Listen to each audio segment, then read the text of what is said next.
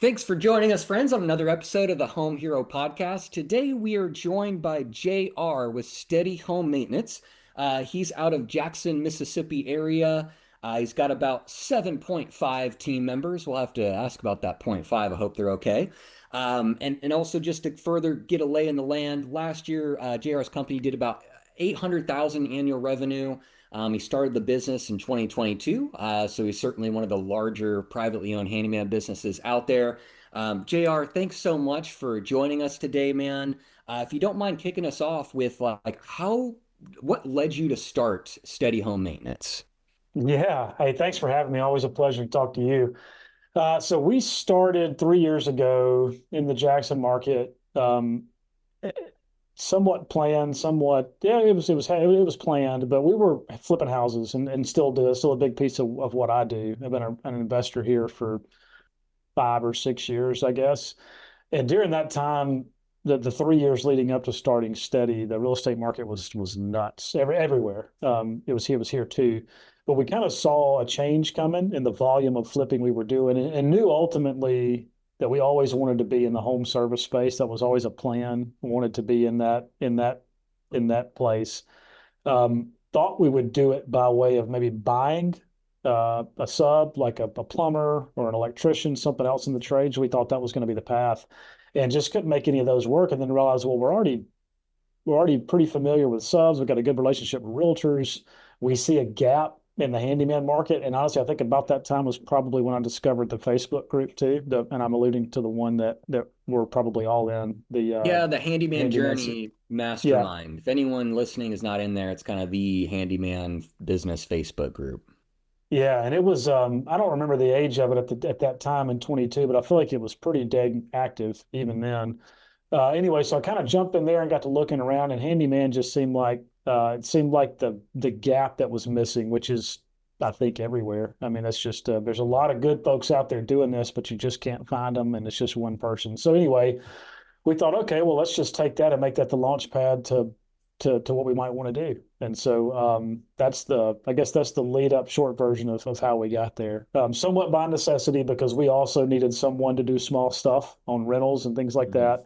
But then two, because we were so ingrained with the real estate market, with buyers and sellers, we saw that there was a gap for somebody to handle that. And then, we have licensed builder and contractor and do bigger projects. So we have a knowledge of how the house goes in, which we felt like makes us even more lethal for how it needs to be fixed. Mhm. So kind of trying to marry those and create something out of it. Cool. So you guys don't really have a big focus on the remodels and like the larger jobs, even though you have that licensing. Do you mind kind of explaining a little bit of the rationale there? Yeah, so we started with handyman focus period, and the goal was to get our hands wrapped around that, whatever that meant, however long that took, and then we would look at potentially doing remodels. But we never wanted to to kill the focus, which was focusing on the smaller repairs. I mean, that's I think what happens, especially in our market. Uh, People will get into the home maintenance handyman side, the smaller jobs with the intent of scale. They don't ever want to stay there. They want, or they don't get the systems right and kind of have to get out, and they find themselves doing bigger work because they have to take on whatever comes their way. Well, before you know it, they've scaled past the small jobs. And once you get into bigger work, the remodel side, that's a whole different animal as far as leads are concerned, as far as how you run it. It's a different personality of the people that are on site for both of those. And so we were very, very adamant that we were going to own the small job space. I mean, made it all of our marketing, everything. It was kind of funny because I've kept flipping, kept crews going. We still do that under a different name. And so anybody that knew me was like, "Hey, can you come, do a remodel?" It's like, "No, I can't. That's not what we do." It's like, "Well, yeah, you do. You got 4 house flips going. Yes, you do remodel." I'm like, "Yeah, but this business doesn't do that. We can't do that."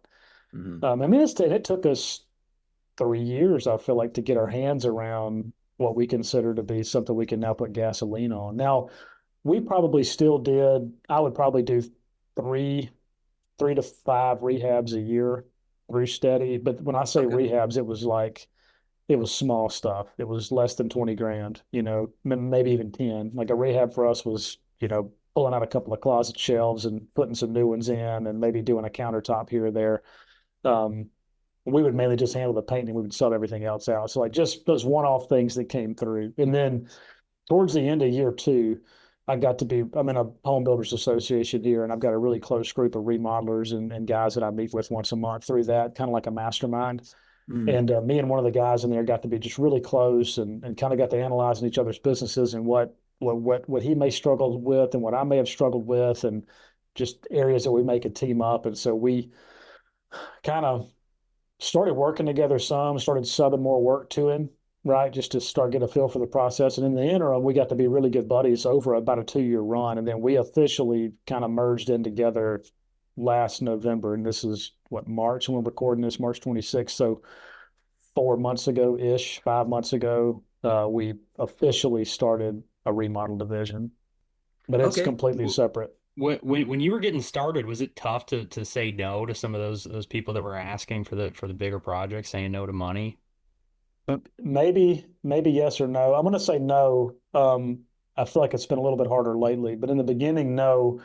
And I'm a little bit different than a lot of folks. I did not start this really with just me on the tools in a truck, running leads. Like we made it a point to. I'm a business nerd just as much as a tool nerd, and so I'd kind of studied, and I knew that processes and procedures and getting myself out of the way as fast as we could was the biggest thing we could do. And so when I got started, I guess I made the investment and said, okay, we're going to float this thing however long I can. I'll have to flip more houses, to make it work, but we're going to go ahead and build it with people first. And so because of that mentality, the goal was always do not veer left or right. The center is do small jobs. And so, but even within that, it's handyman, it's catch all. How do you niche that down any?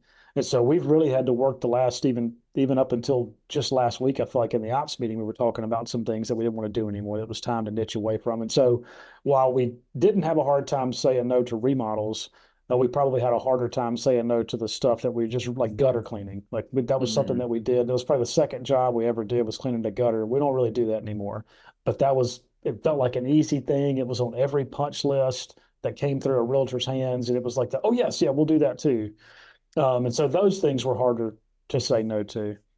And the idea was the kind of the I guess what kept us diligent with that, kept us focused, was if we say yes to this thing that we're not very good at and don't want, because we're not set up to do remodels, right? We're just not. And so if we tie ourselves up for that, and then the marketing starts to work, which it always does if you give it a minute, when it starts to work, and now we're tied up on these big jobs, and now we can't be the company that we said we were going to be. We just lied to everybody. We're not, Mm. can't do it, because in the beginning we guaranteed a 24-hour turnaround regardless. We always said that. And that was because I kept tools in my truck just in case nobody could get to it. I could go run and do it real fast. And we just kind of made that our thing for a long time. We're still really fast, but it's not 24 hours. So that better not end up on a TikTok somewhere. Yeah, no worries about that. Yeah, it makes sense that it's easier to say no from your perspective of, you went in as a starting a business and hiring some labor, and you were creating the marketing machine and generating the demand, getting the systems in place. A little bit easier to say no to stuff when you're sending a guy that he took the job to do all these small jobs, right? Not to do the Yeah. remodels. So Yeah. in that vein, JR, like what are your kind of like bread and butter focused services that you're running right now with Steady? And also, I'm curious, you mentioned gutter cleaning as one that has been kind of cut, and it's hard to say no now. But what are some services that even you guys don't do now that maybe originally when you started, you never fathomed cutting those out, and the reasons for that? Yeah. So core services now, we do a ton of rotted wood repair, fascia, soffit, door jams. We install a lot of doors, and really probably on the handyman side, I would say installing doors is probably the biggest thing we do. Mhm. That was the largest task, and it's kind of our, because it covers everything from drywall to framing to painting to, it kind of covers everything. And so that's kind of what we would call one of our tier three. We break our techs down into tiers. And that's a tier three level thing because of what all it involves. Okay. Uh, We'll get into that structure, by the way. okay. Yeah. Yeah. So a lot of doors, a little bit of drywall work, not hanging full sheets. We're doing patches, painting lightly. I mean, even a full room is a stretch. Anything that ties us up for more than a day and a half is no good for the handyman schedule. It's got to be day and a half or less. Really, one day or less is kind of the plan. Installing lights, assuming it's a like for like swap. Installing plumbing, like for like swap. Toilet swap outs. Even like in the trouble, we don't do any emergency work. So anything troubleshooting wise, if it gets much past what we can see right there, that's not what we're going to do. We're going to refer that to another sub and kind of keep moving. Um, and then the second part of your question was things that we don't do anymore that we Yeah. used to do. Yeah, let me think of some of those. I think used to we would try to do some decks and stairs inside of the handyman business because it seems easy-ish. It's just deck boards. Like, why not just toss those on there and keep it moving? Well, we know, and we're in the South, and so uh, decent amount of moisture throughout the year, lots of humidity, pretty tough on decks. And so you always end up messing with framing and then you get it apart and you forgot exactly how it went. So now we're back to running code again and figuring out how to lay this. I mean, it always got bigger. So we still do those, but it does not happen inside the handyman. Fences, we used to repair a lot of fences and we still get a ton. For some reason, we SEO like crazy for fences. We get calls all the time. And so thankfully, we've got a really good fence sub that we work with now. But we used to find ourselves doing fence repair. And man, when you start pulling a post and you got to pull panels back, and all of a sudden, the same deal like the deck, it just kind of keeps working its way backwards. And so we don't do a ton of that in house anymore. Hmm. Is Yeah. your Sorry about that. pricing structured in a way where if you get into a can of worms like that, like you quote a job to replace deck boards and you end up getting into framing and stuff, how does that work with your pricing structure? Yeah, we disclaimer everything. So we do a lump sum outcome based pricing. I mean, it's built off of hours and materials, but it's presented as an outcome based. But if the job is to replace the deck boards, the top boards, and then we come in and the framing's rotted, that's clearly a separate scope. And so then it's presented as change order. Like, what do you want us to do? Because we're not going to lay the new boards back on top of the rot. So Yeah, and if yeah. anyone listening doesn't have just a little disclaimer on all estimates that you send out that, hey, if things come up, then this is not going to cover those unknown things. Mm-hmm. Definitely add that really simple way to set that expectation, share truth and transparency with all the jobs you're going out to. Removes that anxiety too of like, oh gosh, oh, I found all this stuff I've got to do after, pulling out that rotted wood board. It's like, well, they know I've communicated that there could be things, especially Mm-hmm. for jobs that are prone to those kind of unknowns. Yeah. Well, and it's empowerment, right? That's the other piece of it is in all of our on the handyman side, it's all tech led estimating. So they're all estimating their own work, selling their own work, doing their own work. And when they're trained, especially when they've been doing it enough, our team now is pretty savvy and they've been doing it a long time. And so they know that behind that piece of fascia that's rotted is probably going to be some rotted rafter tails or something else. And so Mhm. they may not sell it that way. They may not price it that way because we don't know yet. We can't see it, but they know enough to go, okay, listen, I've done a lot of these, client, and when I pull this back, I will probably find rot. Just FYI. And they may even start having some basic discussion about price. But they can start putting it in there to your point to lean back on and go, remember, I talked about it. Here it is. This is what we Yeah. got to do. Yeah, I love how you use the word empowerment.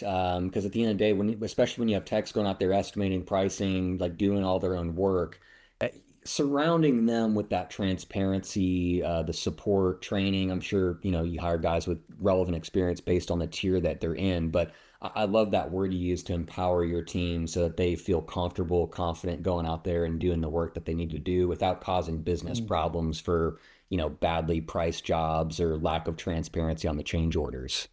Man, yeah, that's the only way to get scale. I don't care what Mm, widget you're selling. If you're the bottleneck that has all the answers, that's no bueno. You're not going to grow. And so the if growth is your idea, and even if you're a single person, like with AI and tech, which is where we're headed with a lot of this discussion, we shouldn't have to be manually making a lot of these decisions. We should be given the mm. playbook out to say, okay, this is how you win in the seat for an employee anyway. And so that's Mm. what we tried to do is create those environments. Cool. Yeah, and already using EOS tech terminology. I definitely want to ask about that. I've never heard any kind of handyman talk about implementing EOS, so that'll be a whole. I've got things noted to ask you about that, JR.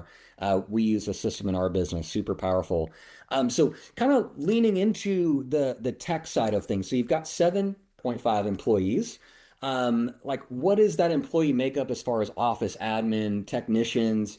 And then from there, I'd love to kind of hear like these empowered technicians that are generating their own work, they're estimating it, they're pricing it. I'd love to kind of hear about how you've got that structured. Yeah, so we've got office admin slash ops. She's making a pretty hard detour towards the operations management side at some point. Her seat's got about three people within it really, and so Mhm. we're as we grow, she's going to split into three different seats. So we got one office, if you will, general manager on the handyman side that's still 40% billable time, 30% billable time, and then the rest of it's in the office or coaching or training or those kind of things, checking profit margins and all that. Mhm. A lead tech that's a full-time lead, so he's full-time billable. And then we have a currently a tier, he'd be an apprentice slash tier one, but he's moving to a relationship manager role. And so he's actually already started doing some of that for some heavy outbound sales with some of our referral partners, and then doing a decent amount of uh, the quotes that don't get accepted on site. He's staying on top of those and keeping those pushing through the funnel. And so we're currently hiring for another tech that'll be has to be a tier two, and I can go into why that has to be that way if you'll want to go into some of that. And then remodel side, there's a remodel manager that pretty much manages projects. That's so new for us. He's still in the field a decent amount because most of our remodel techs are pretty green, and so he's there to just get our hands around what that training schedule feels like, and then sending two techs over there with him. And then we have a sub. That's why I said a half. And we may be Yeah. at 8.5 now, but we have a sub that's he's 3.5, 4 days a week with us a lot. And then we may go a week or two without him, but then he's back on there for a 8 or 9 week run. Just kind of depends. But we're actually that could be a whole nother podcast in and of itself on the remodel side. We're actually playing with going to 100% sub model over there versus Mm. W2s. Just from a it maybe a means to an end for something else we're looking at, but that's a whole nother another podcast probably. Awesome. So you mentioned these tiers for your technicians and that they're estimating their jobs, they're pricing it, they're kind of siloed and everything runs. I'm guessing the structure is the technicians out there doing their day to day. They have questions or problems or need help. The GM is above them, and the GM's kind of the blocker for you, if you will, so you can focus on your kind of running the ship and making sure you're moving forward. But love to hear Yeah, how that technician day to day is structured, how they're estimating pricing, kind of running their own day. yeah, and I can kind of tell you how we got there too. We were a centrally led, like central estimating Okay. shop, so I did most all the estimates. And back then, we probably only went to 2 to 5%, maybe 10% of the jobs before we sold them. We would do everything over the phone. We would get photos, basic measurements from the client. That was kind of our way to get them bought in. Hey, if you're serious about this, get me all this stuff, and then we'll quote it. We Mhm. never have to come out, and we'll just show up and do the work. And that sounds awesome, and the clients loved it because it was fast and all that good stuff. But that doesn't scale past how many I could physically do in a day, or another estimator could do in a day. But then the main problem that it created was this log jam of information. So tech would go out, and we used company cams, so we had tons of photos. And if it was a big enough job, once it was sold, I may go out and do some more like take off stuff on site and then load all that into our system. But if they had questions, they had not talked to the client yet. So expectation could not, they didn't know what the expectation was. Right. And so obviously in our world and in the repair world, if it's a broke fix, there could be something that's repairable. It could also be replaceable. And like both of those answers could be correct in that scenario. But if they didn't really understand what the goal was, they may overrun the materials and not even mean to. Because they have no handle on anything. And then I'm estimating it based on what I think it's going to take, not not how long it's going to take them to do it. Mhm. And I may be too slow or I may be too fast, right? So anyway, we worked with Ben out of Dallas. I think he's in Dallas, right?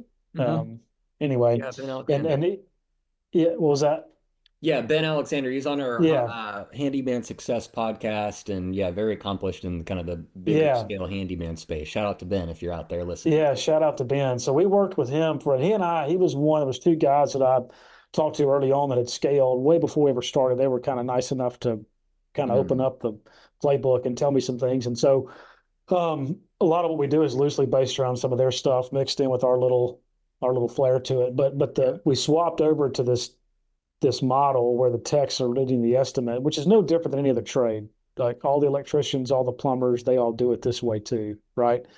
And so basically, when they go out to estimate, all they're doing is that they're estimating time and material, but you're not getting a time and material quote. You're getting a lump sum. Here's what it costs to get the outcome you're asking me for. Hmm. And so they're not riding your clock by they're not riding mine either. And so the idea is it promotes efficiency. Hopefully, if you've got it structured right. Now, with that, you got to have they all have a base salary plus that, but it's got to be set the right way. Otherwise, the salary overruns what their commission could be, and so there's a whole science to it. Um, but what that allows us to do is again empower them in the field and allows you to go after guys or ladies that are doing it already that are very good at what they're doing day to day, but they don't want to deal with what's going on in the back end, which Whitney in our office loves to do. So like she loves the back office stuff. Let's let her do that. And so that's another big reason why we would do why you would set it up that way. And then we have tier levels, tier one, tier two, tier three. And some of this we've gone a little bit rogue on how we do it versus the way maybe Ben had taught it, but um, it's got a set of skills with each one that they should be able to do to be classified as this. Can you And translate then that to basically like set of skills? Basically means they can do these jobs we're selling. Is that kind of the simple yeah, kind of framework there? yeah. Yeah, yeah, that job or whatever that job needs. Example being, if you can assemble a desk, you can probably assemble a chair. So assembly. Yeah. Um, but you may not be able to assemble a generator, right? That's got an engine to it. So that's not the Yeah. same. You can't lump them that way, but if it's furniture style, maybe. But so it's got that, and then it's also tier one. All of our guys are required to bring their own tools, with the exception of specialty tools. We have a list of tools they have to bring to work here. And tier one has a whole different requirement than two and three. Tier two and three has to have like the big name brand stuff, the good stuff, and then tier one can still be DIY grade and get by. But not just skill. We took it a step further, and just because you can install a door doesn't mean you can install it without help. Like I can go with one of our guys right now and install the door, but if he goes by himself, he's going to call us 5 or 6 times, let's just say, to get it done. And so to be a tier three, tier two, or tier one, you have the skill, but then you've also got the amount of touches that you need to get that job done. So a Mm-hmm. tier one person, we expect to get 4 calls a day back to the office, you know. Hmm. Tier two, you might get one a day, two a day. Tier three, you may not hear from them half the week. Like they're Hmm. going to kind of do their thing and get on. But so if we've got from an operational standpoint, if we've got 6 tier 1 guys in the field, only one tier three, man, that GM is about to be worn out because they're going to be calling the Hmm. whole time. Because not only are we having to help with technical issues, we're having to help with, oh, the customer said this. I don't know where to go from here. What am I supposed to do? They don't have all that yet, you know? Yeah. And so we have to be very careful about like right now, we actually made the move to move the tier one guy to a relationship manager. One, it's a way better personality fit. He's crushing it over here. But also, we were losing money with having a tier one tech because most of our tier one jobs turn into tier two real quick. Like there's very few tier one jobs out there that don't, because we're pretty good at finding things to help with. And it's kind of natural. If you got a good process, you get in their home and they felt good getting there, which marketing is a piece of that. And then when you're like, oh yeah, by the way, I've got all these things that I want you to look at while you're here. Well, that quickly goes to tier two, tier three. We Hmm. learned that a tier two was going to be worth $175,000 our bottom line just by bringing one into the house, into the shop. And so it was like, huh, no brainer. Put this guy over here to go find more tier two jobs and let's hire a tier two tech and we'll Hmm. we'll make this thing go the way it should. So we really don't need a tier one until we have probably 3 or 4 full billable tier two and up guys on the street. What have you done that's worked well to find these types of guys that you can trust in the field that have experience? Ask me next year, I'll let you know. Uh, It's a tough thing. no, A lot of people, they struggle with, finding the help, and especially guys that already know what they're doing, that aren't just, calling you every second of the day, or, botching work. yeah, I'm a big fan of the non-traditional hire where possible. So my GM, Colby, he's also been my best friend since we were like 10. But he was a school teacher. That was he did that for right at 10 years, I think. But we both grew up together, small town. He could do, his family was a fixed family that could do anything. And so I knew he was handy. I knew he could do all that kind of stuff. But he would kind of come, he came in the summers and went and worked with us a little bit, just here and there. He kind of got his hands on it and decided teaching was not going to be the path. And so he was a non-traditional hire, right? He didn't come from the Mm, trade side. I didn't come from the trade side. I was a banker. So that was my background, was sales and banking, and then got into the home services space.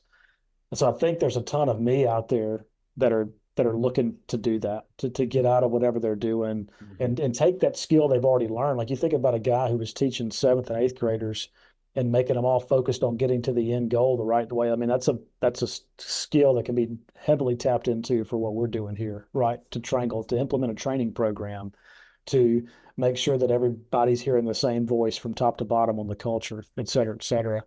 So that's one. We try to look at non-traditional stuff. Our main handyman, I'm in a B&I group, and we can go into how I feel about that later. But I'm in one, and I just threw out a charge one day and said, "Hey, I'm looking for people. If you've got anybody that's been working on your house, anybody you know that you like here's what we're building. It's a cool place to work. Would love to talk to him." And he was a referral out of that group. He's been with us a little right at almost a year maybe now, or getting on it somewhere in there. And but he was already doing the work. He was doing some of this on the side, not so much full time, but he had a book of business and he had been operating on his own. And so that's been great. Chris Lalamia calls those lone wolves. Chris is out of Atlanta with Trusted Toolbox, and he mhm, says, find the lone wolf, find the one that likes to be alone, that likes to do their work by themselves all day, and then just give them a place to land. I mhm. probably butchered it. Sorry, Chris, but it's something like that. And so that's kind of what I'm trying to find some of those lone wolves now. And so part of that too, I'm on the Home Builders Association. I'm on the board there. And so that's allowed me to get really close with a lot of other builders and contractors and all these people. Well, my remodel manager was from that group, and he was just kind of tired of doing it on his own, been doing it by himself for 15 years. And it had done well, but it kind of hit some glass ceilings, I think, and had not quite cracked the whole scale thing, and not been able to find people because we're all looking for people.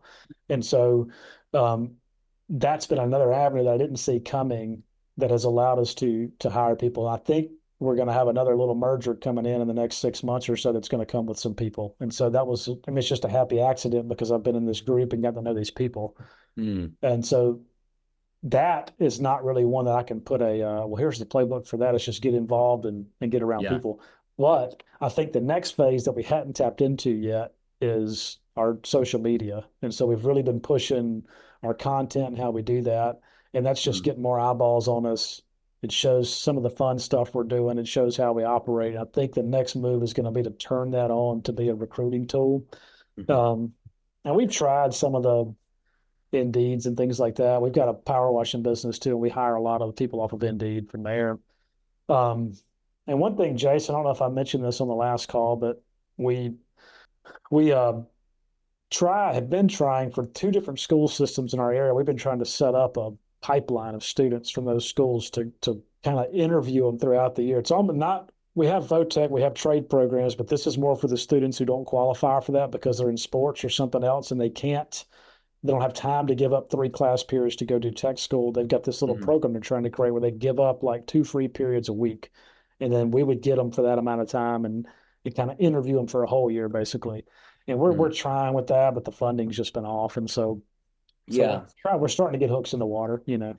I see more of that naturally developing through economics, if you will. Actually, just the other week, one of these massive investment firms that control lots of retirement funds, BlackRock, they're investing $100 million into training programs for trades, electrical, plumbing, Wow. because they see, from the data side, the lack of supply of quality tradespeople. So I think naturally there's going to be more funding and training outlets in the next 5 to 10 Yeah. years. That's just my feel.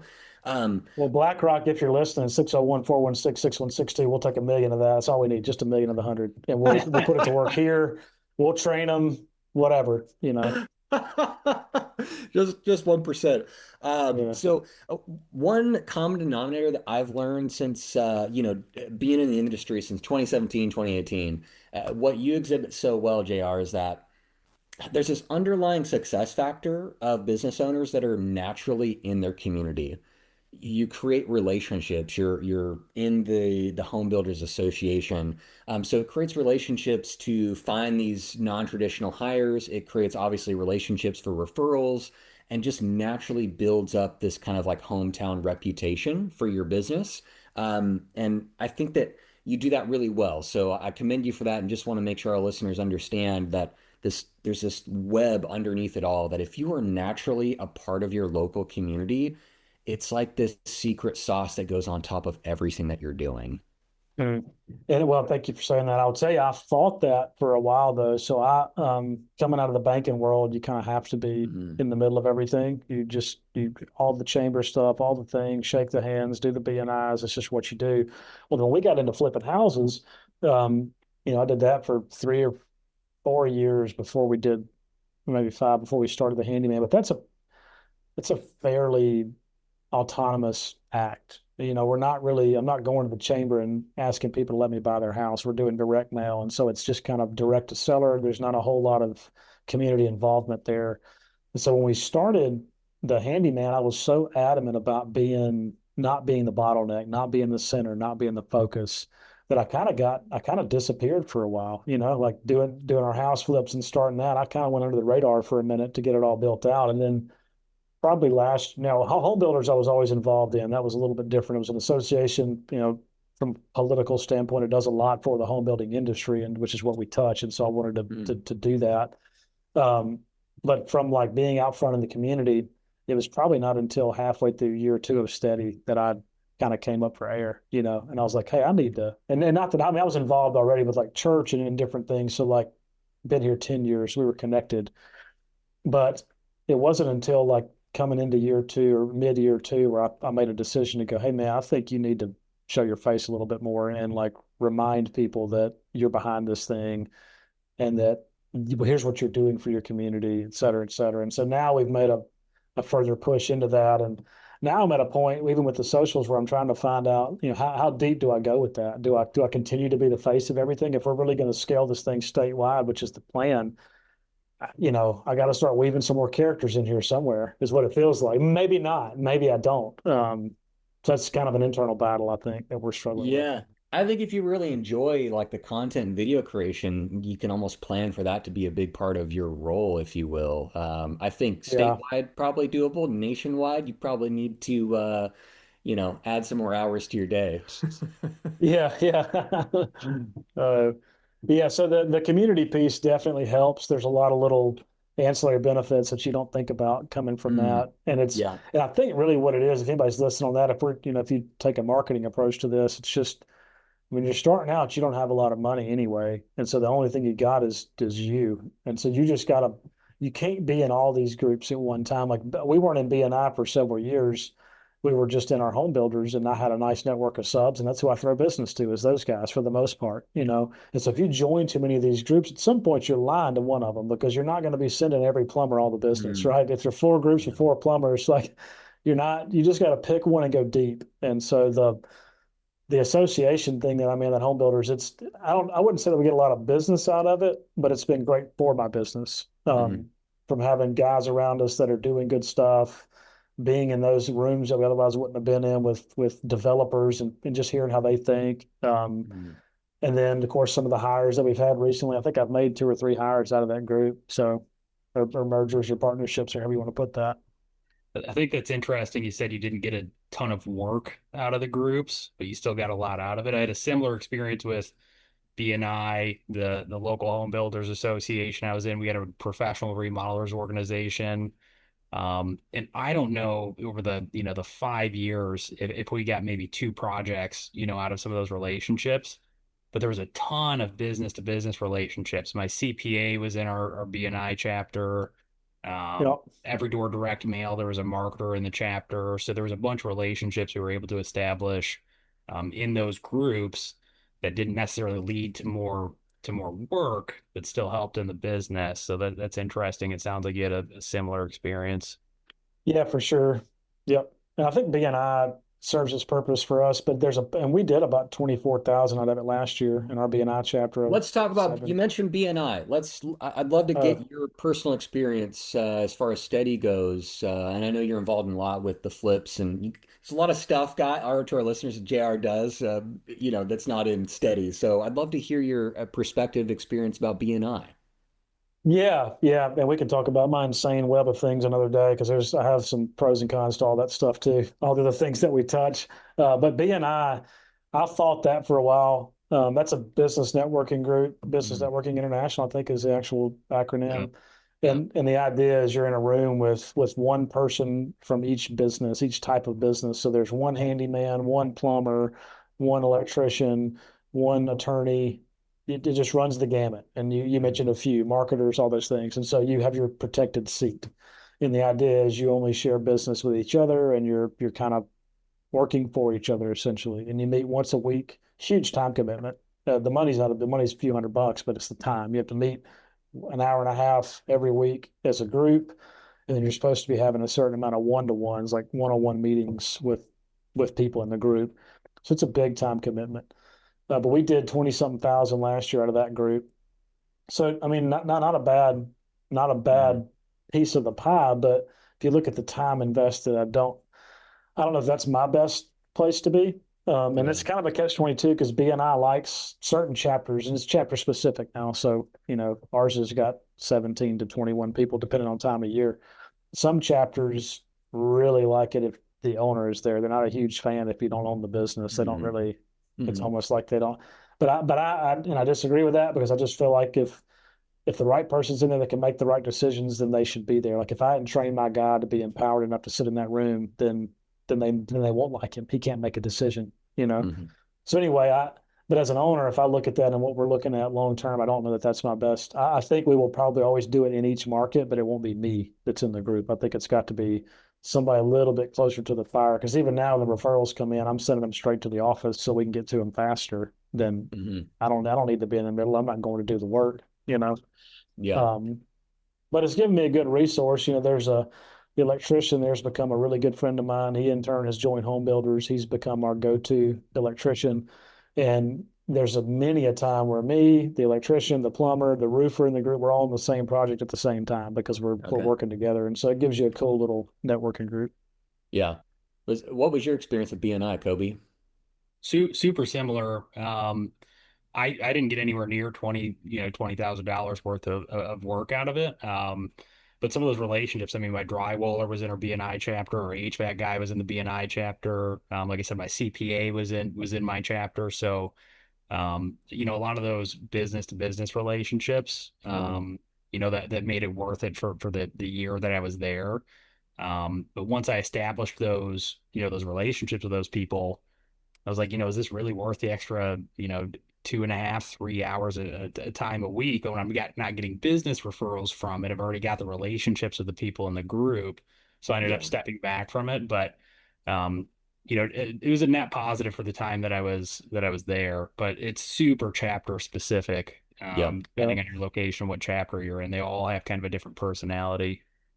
Yeah. Well, and if you're by yourself, like what we've seen in our group, we've had a power washer rolled. Like it did not do well for the power washing company that we own. It did not go well. So we've had another one of those guys come through. We had a tree guy in there, and there was one other one, but they were all three like solo operators. They may have had one assistant helper or something here and there. And for a solo operator, it became like in the beginning, you got to do everything to get hooks in the water, so you think. And so you join all these groups, you get all these chamber things, you try to be everywhere. And there's nothing wrong with that. But at some point, the dam's going to break. And when you do have estimates that have to be done, that hour and a half matters. Like you're still trying to make it home to see family and all that stuff. And if you're performing and estimating, at some point, you got to start cutting it. And so I think that could be also why we didn't do it early on. We just didn't have the people to be able to allow anybody to go do that. So Mhm. some of these things take a little time. Yeah. Awesome. So I'd love to talk about there's quite a few other things we got here, but How like walk me through like how are you guys generating leads? And then also I'd love to hear that like real example of like a lead comes in, it goes to this tech that's estimating and selling the job. Like um, if you could kind of flesh out firstly the marketing, how are you guys generating the leads? And then I guess we'll pause there, but I'd love to hear like practically how that lead gets sent to the right tech, if that makes sense. Yeah, so generating leads, you want to go there first? Yeah. Let's talk We about your are, marketing and how you're generating, enough business and having, 8, 9, 10 people and, moving on from there.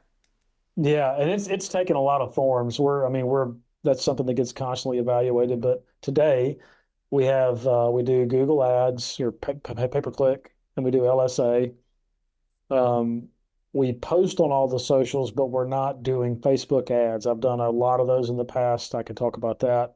Um, And then we sponsor a local real estate publication called Central Mississippi Real Producers. It's part of what's called the N2O companies. And so they're focused on creating a space for the top 300 real estate agents in any market. And so we sponsor their publication. We go to their monthly events. Um, and then that gives us a list of those top 300 agents. Plus, there's a magazine, and each month, Wilkes sits in there. That's our relationship manager, reads all the articles, emails all the features, talking about their article, what he liked about it. It's almost like a homework assignment. He's got to go read it, internalize it, say something back that was meaningful. Be positive Yeah, and then be genuine.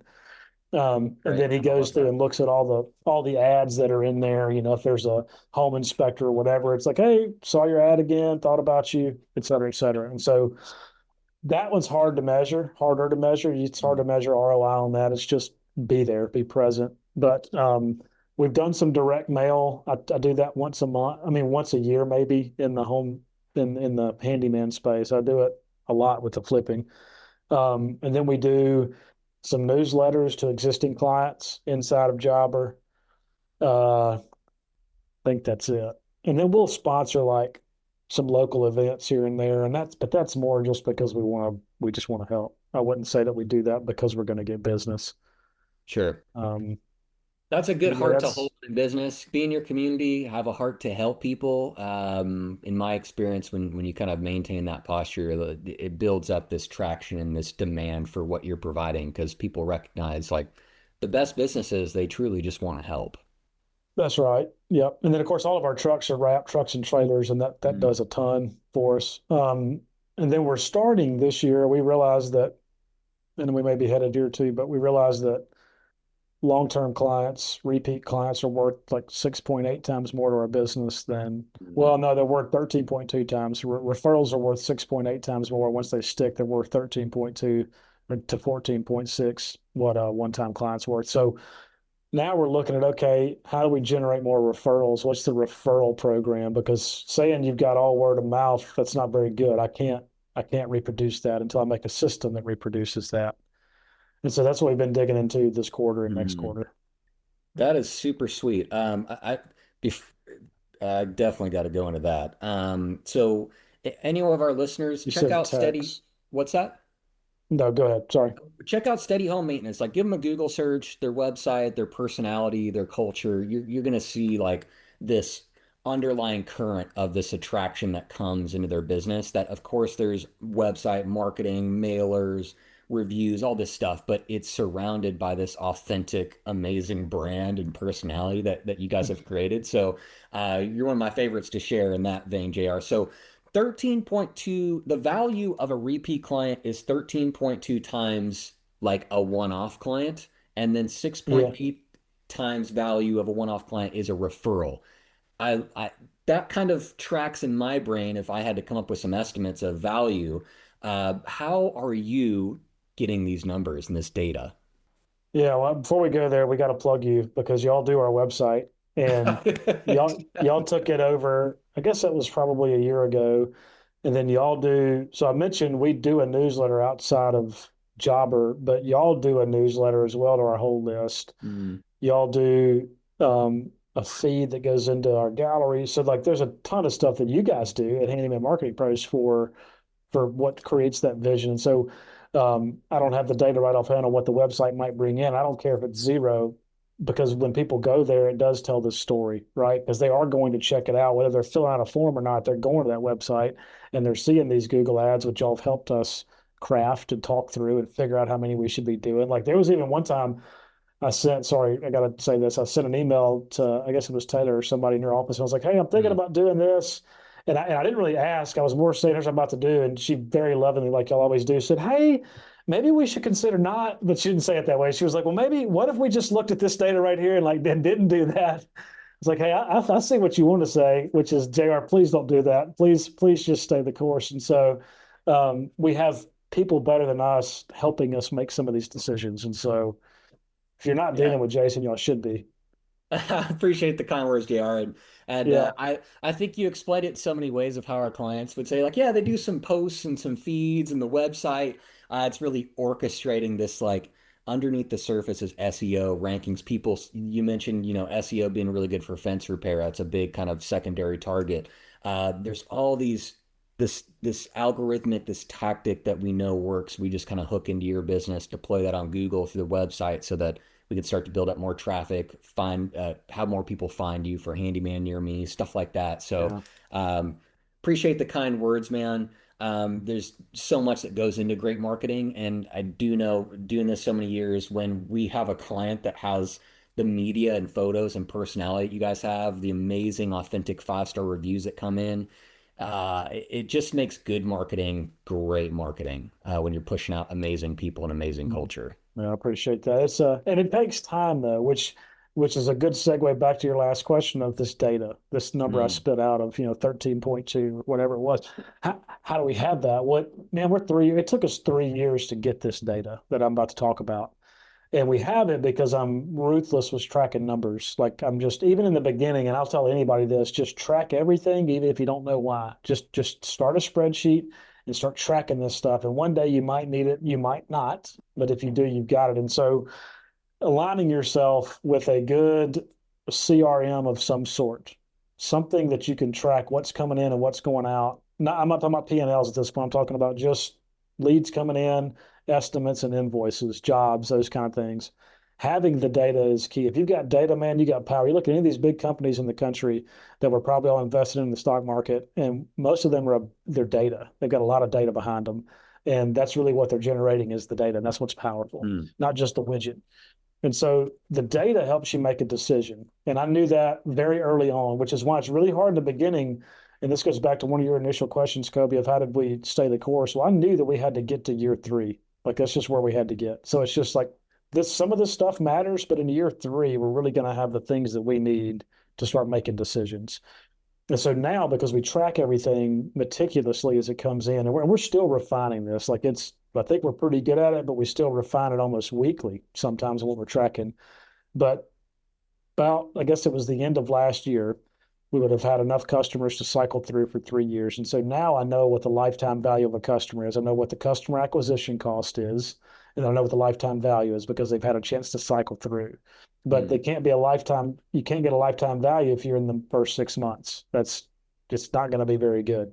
But our lifetime value on average really is closer to the number I gave you was a rolling 12, but on average for the since in business it's like 14.2x. So the And just the to be clear repeat for our listeners, you're talking about the value of a repeat client is 14 times more than a one-off client. Is that correct? bingo. Like they just hire you And one time. yeah, and then the referral based leads, so we're talking about two numbers really here. We're talking about the repeat client, which is the 14, they're worth 14.2 times more. So if new client pays me $100 and they stick around, they're going to wind up being worth $1,400, Mm. right? 14,000. Wait, I went to public school. 14 times whatever 100 is. Yeah, 1,400. I It's went to public school in 14x. Arkansas, brother. Yeah. So 14x. And then if they are a referral lead versus a just came in off of Google, the referral is worth 6.8 times what the standard lead is for us. Mm. Now, and 62% right now of our business is coded actually as referral based business. We have a lot of referral business. but we don't know where it all comes from, or we didn't. And that was a big deal to us coming into the end of last year, trying to figure out what our rocks were going to be for this year, this quarter. Was going, okay, well, clearly that number is huge, right? It's think about it, well, what that is worth. Well, if we know that a referral is worth 6.8x, and if they stick around, they're worth another 14, then what are we doing? That's where we got to put our money, you Mm-hmm. know? And not That's what we only got are to figure out. not only are they worth more, they're going to drive more revenue, but you don't have that repeat cost to acquire the customer. You already paid to acquire them once, and they're just coming That's back. right. And referrals are That's right. free. Off the top Yeah. of your head, do you know what your average LTV to CAC ratio is, or the lifetime value to cost to acquire a customer is? Yeah. Yeah. It's 14.2. That's awesome, man. That's a And good I think number. Above so. above 10 for anybody listening is you're doing pretty dang good. Yeah, it's crushing it. It does. When I was trying to look real quick, I actually got a whole. We can keep talking when I look for it, but I've got Yeah. a So, little. what? So my more direct question is like, what is a basic rudimentary exercise like any listener could kind of figure out this for their business?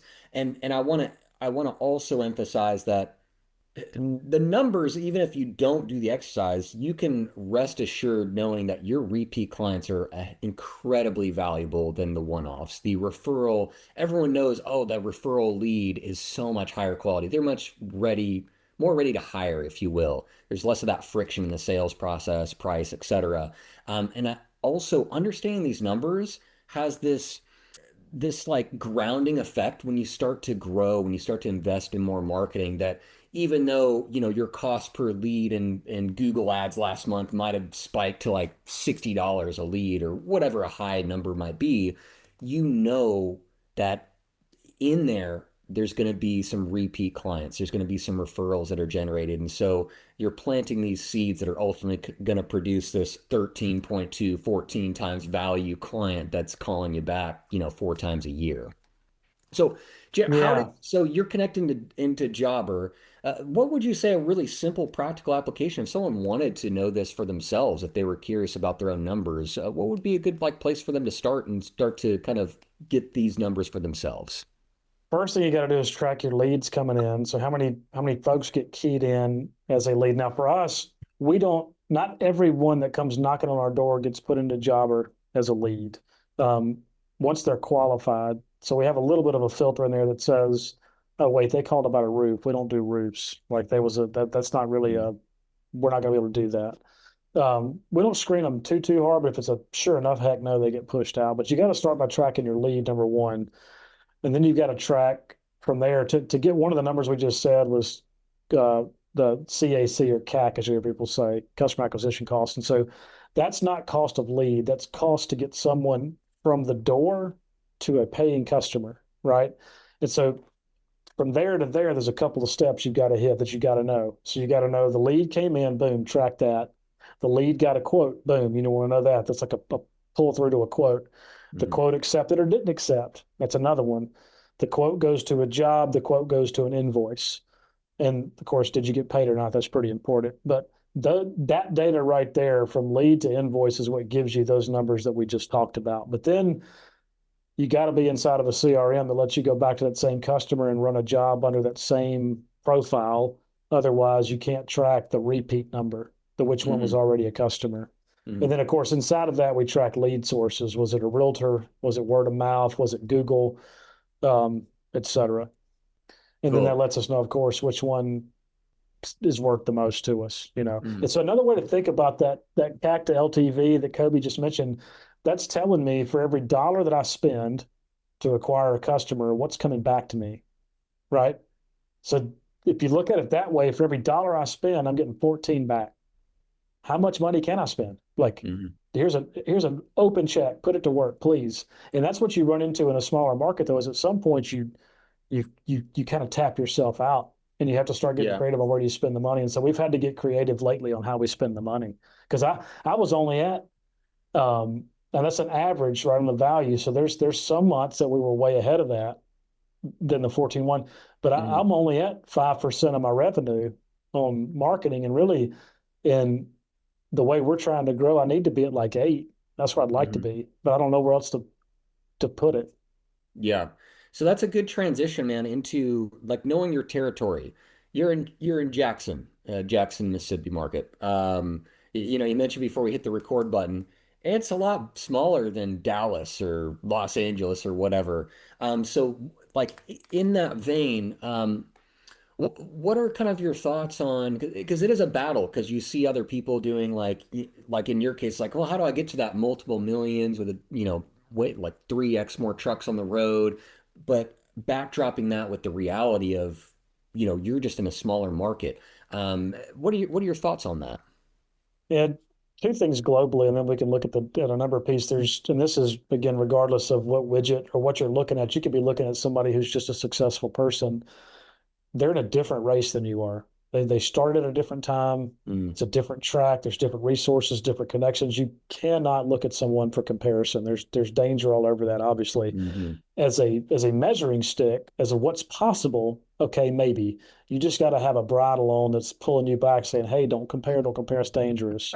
Um, but you also can't look at them and go, the other way is, oh, well, I'll never get that because I'm not in Atlanta. I can't do that. Now, wait a minute. That's limiting belief. You can't do that either. So, where I've always probably fallen more dangerous is and gotten us in trouble going, oh, well, they got to 3 million in 2 years. Why can't we? We're going to 3 million in 2 years. Dang it. Well, then you don't get that. And if you'd analyze the market data just a little bit more, you'd realize what wasn't possible. Like your 3 million was 700,000. That is the equivalent of what that person was doing in their market with the same resources. You got to get it back to what you're doing. Um, there's probably some analogy for dollar cost averaging in the stock market right there, looking at inflation numbers and saying, okay, well, the dollar today is what in 10 years? It's kind of a similar deal. Like, what is, whatever Chris is doing in Atlanta, what is my version of that here? If I'm firing on all the cylinders he's firing on, if I've got a 68% close rate and I've got X, Y, and Z, what's going to be our cap out right here? And so that was a big thing to remember starting off. And I kind of went in the very beginning, I went too far into trying to be Chris, here. And then thankfully I went and sat with him for a couple of days and watched him operate. I'm like, oh wait, there's 4 million people in Atlanta. This is a big market. We're playing with a few 100,000 total, not who we want to do business with. Who we want to do business with is way less. And then you got to look at income. So not just the data of how many people are here, but what's the income level here.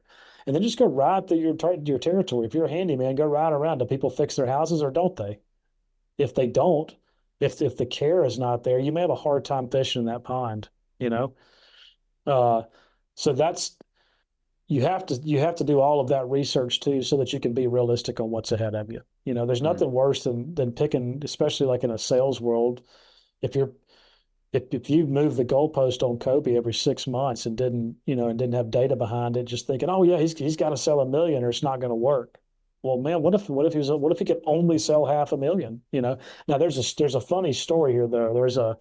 I heard this one time. It was a lady goes to a sales conference and she sits in the back and the guy says, hey, we got everybody that comes through here gets a 70% close rate. And she's like, okay, great. Well, she goes home, she starts working on her craft, and she gets to like 62, 65, 61, 64. Like she just can't hit 70. She's frustrated because she's great at what she does. She comes back to the conference and she goes to the front, sends over, she says, I got a bone to pick with you, man. You told me 70% guaranteed, and I'm only hitting 65, 68. I said 17. So she heard what she wanted to hear, 70, and she broke the barrier. So that's why I say mm, you can't lean on, oh, well, I'll never do that because I'm not in Atlanta. No, you can do everything that person's doing and more. You can crush your market. You just got to know what the real parameter is, and you got to be able to dial that up. You can't just go like even somebody who just heard us say that my CAC to LTV was 14.1x. Well, there's way more to that number once we dive into it that may make that way. We have incredible relationship with realtors here, and so I don't have to spend as much to get some of those. And those tickets may be $6,000-7,000, and they're pretty big. And then that person moves to the next house, and I also get the move-in punch list. And then I get the remodel. Like there's some things there that you got to look into my market versus somebody else's. So you can't even take that number and go, okay, well I got to get 14.1 because that's what he's doing. I wouldn't do that. We should probably talk some more. mm. People got to remember, you're bringing a lot of those relationships from prior experience, and you're flipping houses and relationships with agents before starting this business also. So somebody who maybe doesn't have any relationships coming into it, coming from a completely different industry, starting from scratch, everybody starts from a different spot. So, comparing based on timeline, not a good idea. Yeah, Yeah, everyone's on their own journey. yeah, Enjoy it, man. You only get to do it one time, so yeah, embrace that journey and whatever situations you got. But being honest with yourself with the parameters and being honest with yourself on your work ethic and all the different things of being responsible with what's before you to be able to accomplish. And all the guys out there listening, it's in your heart to do something great with this business, whether it's owner operator or multiple people. Enjoy the ride and learn from people that yeah. are where you want to go. And that perspective is going to be different for everybody. So at the base That's level, right. enjoy the journey, guys. There's always more. So this is a great transition, man, and into like, we looked at numbers. I'd love to learn like how you are using AI, new technology to be efficient. I know we kind of scratched the surface of our last Handyman Success podcast interview. If anyone listening hasn't listened to that, it's already out. Handyman Success podcast with JR Crowell and Steady Home Maintenance. But JR, what, like you mentioned Jobber, CRMs, a lot of our listeners probably are using those. Where else have you taken this technology, this with automations and making your business better? Yeah, so we've been in a long deep dive on that lately. So I feel like I was a fairly early adopter to tech and AI. I've always understood the power of it, but then I also feel like I still feel slow. Back to what I just said, if you look at other folks, to some, man, I'm way down here on what AI can do, but then to others, I'm way up here. So whatever, Mm-hmm. pick your hard. Um, Mm-hmm. for us, the main things we've been looking at lately are what makes us, which sounds simple, but it's not. What makes life easier? Okay, because AI is only as good as what you can tell it to do. It can't just be your silver bullet. Like you've got to be able to understand the power of it and understand when it's wrong, understand when it's right, know when to use it. So we have done I guess two or three big things lately as we were looking at growth, specifically back office, because AI itself, it's coming for a ton of knowledge work if you're not ready to adopt it. Like if you don't learn to run with it, it's going to take you over, right? And so for a lot of like what we do sales wise, even the organic stuff, there's things that we were doing that I thought, man, how many keystrokes is it taking for us to do this thing right here, whatever it is? And there's got to be a way to make this faster. And so that was probably our first thought into how do we deploy technology from an AI perspective, just that first. And we can go back and look at like what does our tech stack look like from, you know, CRM to pictures. And you asked about lead flow earlier. I'm sorry, I don't think I answered that question, but it may come back up in a second Yeah, with you're some of good, this JR. tech. No, and also I just want to zoom out real quick and hit on something you said there to make this like to really set the tone for our listeners because it is a daunting, overwhelming thing. When you look at AI technology, and it's easy to feel left behind. It's easy to feel like I'm not Mm, doing enough. There's going to be mm, people that are doing more. There's going to be a lot of people doing less. And that's where recognizing your own journey and just trying to do things better is great. But you mentioned making life easier. My encouragement to anyone listening, no matter what road we go down and what JR shares here with his tech stack and how he's deploying AI and making life easier, making business easier, is look at the most, what are your pain points? Like, what are you struggling with? What maybe takes way too long? And start with one process, one specific thing, and then work to solve that in a sustainable way that truly solves the problem, that yeah, makes it quicker. So it's easy to get overwhelmed and feel this FOMO, to feel left behind. But I promise you, if you just start kind of learning how to use these AI tools, Claude, ChatGPT, or whatever, use the paid versions, and then start with your actual pain points, it alleviates that anxiety because you're going to start to see it come to life in your business. And then there's going to be new tools that come out that implement in that make it even easier. So, all that to say, don't feel left behind, one step at a time, and focus on real pain points that you can tangibly solve. So would love to hear, JR, yeah. like what pain points have you just if not solved, at least alleviated using technology? Yeah, so the main thing we've looked at is what is from a back office first is what we kind of started attacking was okay, what we were when you get the amount of leads that we get roughly it averages 28 to 30 leads a week, something like that, that are coming into our company on an average basis. And then we have, handymen that may do 12 estimates a week. They may do five and be on jobs the rest of the time. The schedule's moving a lot. And so when you have that amount of volume coming into a handyman, at some point you're outrunning what one person can do. And if they're answering the phone, because that's, for now, that one person has been handling all dispatch, all phone answering. And so what started our big journey was I asked her, I said, hey, where all are you looking for our client communication? Like, let me back up.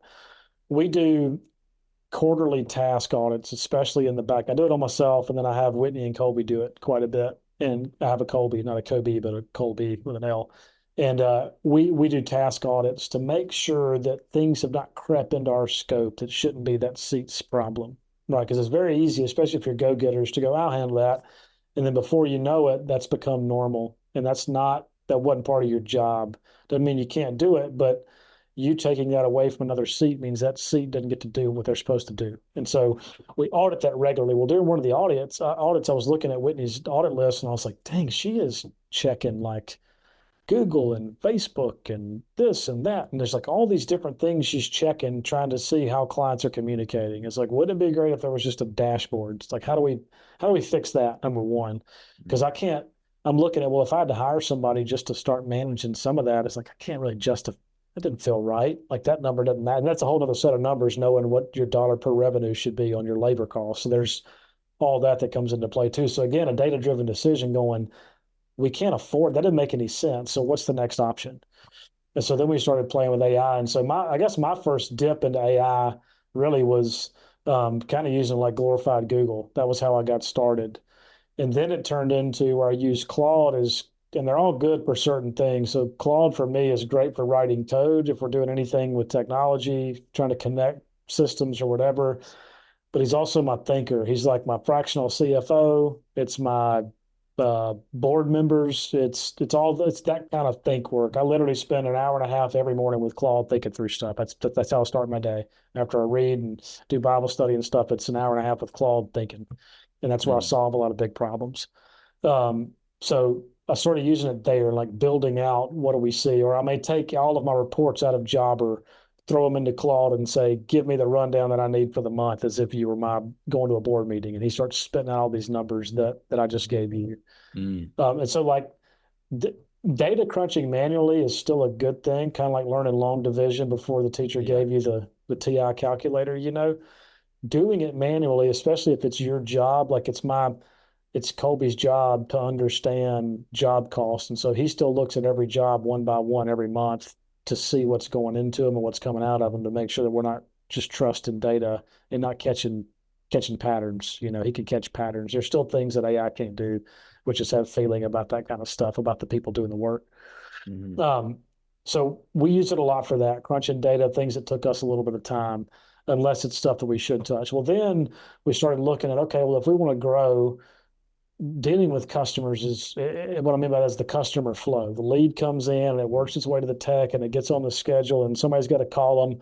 Well, then once we do the quote, if we don't close them on site, these quotes start stacking up. Well, the further away from yes you get, the further from like being on site to 10 15 days, 20 days, 30 days, the less excited anybody is about that quote that you gave, the client and you.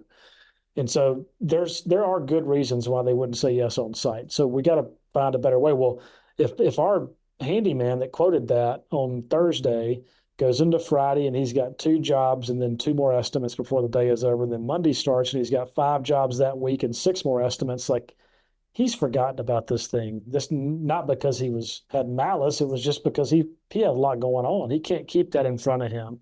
Yeah. So I was like, well, we can hire somebody, but they're going to just sit there and call. Half those people aren't going to answer. Let's just be honest. They didn't accept it. They're going to get 2 weeks down the road, but they're still important. We still want to keep them warm because the other half are going to. We don't know which half that is. They don't have a button that says, I'm going to do it if you call me twice.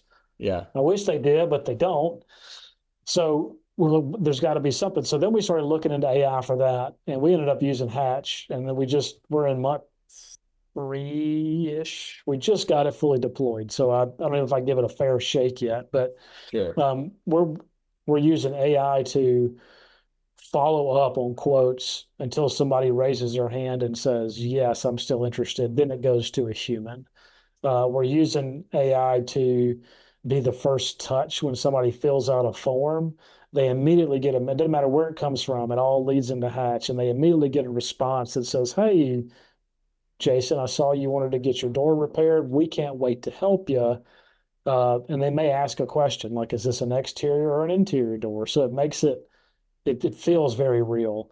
And we've coached it and taught it what to say. What also this does is if this comes from LSA, it's Google Local Service Ads, LSA measures how fast you respond to a lead, and that determines how much they show your ad, right? And so Mhm. if you Google handyman near me and you look at the first couple that pop up that say responds in 1 hour, responds in 2 days, that's Google tracking that.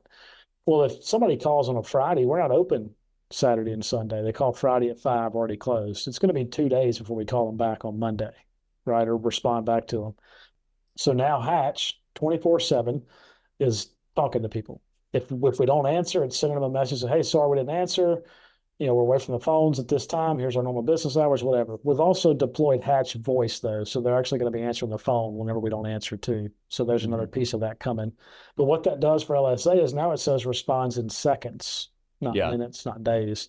And so it's just now go back to that whole I need to spend 3% on marketing, but I don't know where to put it because my budget, I had a high budget for LSA, but it wouldn't take any more money because it wasn't showing my ads enough. And that's as much of my explanation as I have on LSA. Jason, you step in and can explain if that works any different. But that's my short-term version or my ignorant version of how I think LSA works. And so now that Yeah. I can answer faster, they in theory should show my ad more, which means I should be able to spend more on my budget and I should get more leads in. This is how I've taken that. Yeah, speed to lead. So it sounds like you're like, okay, I'm spending 5% on marketing. I want to spend 8%. And the thing that it sounds like you've realized, and a lot of it's good for people to realize is, well, what am I missing on my current leads? Because my speed to lead is low. Like I'm not answering the phone. My off hours, I don't have an off hours answering service or AI phone service. The amount of people are going to say yes because you got back to them right away, even if it was AI assisted in some way on the front end.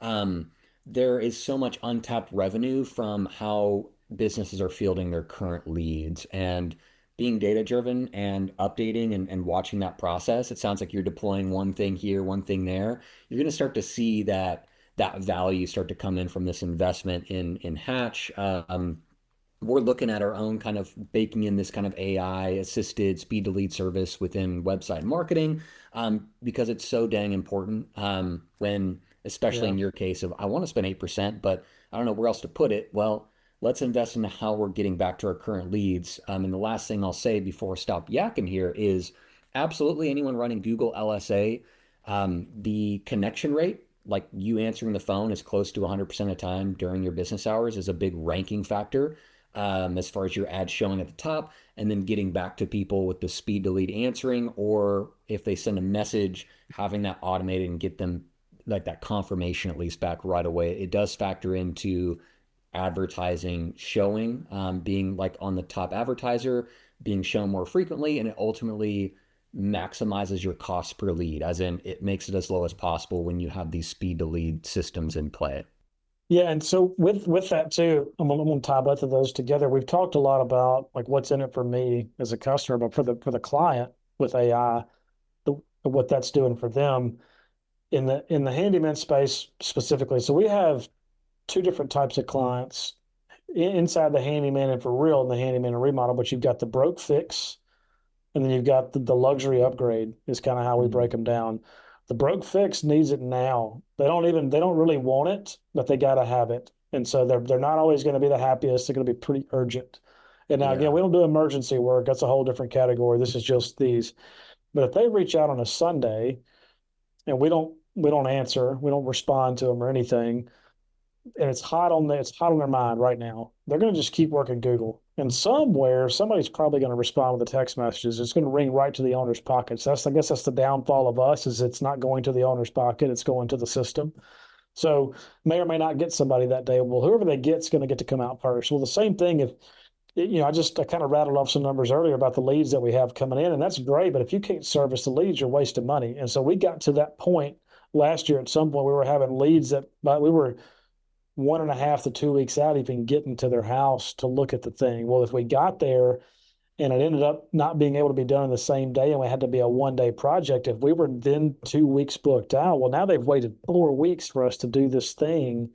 It only took a day, but the speed to lead was slow. We talked to them very quickly, but we couldn't get to them and turn them fast enough based on the way the schedule worked out. And then what made it even worse is if we got there and it wasn't even a good fit, like we didn't vet them good on the front end because we were too busy, because too many leads were coming in. And then if too many leads are coming in, you're really not worried about even closing the one you got because you got three more after it. So your techs aren't treating them like gold, like they should, if there's more coming. And so it's such a chicken egg approach, right? So we got to digging into that. And we really saw it more with remodel. We saw remodel leads falling off after they had to wait too long for us to get there because those are more luxury. They're not as urgent, but they do have the money and they've saved it and they're excited about spending it.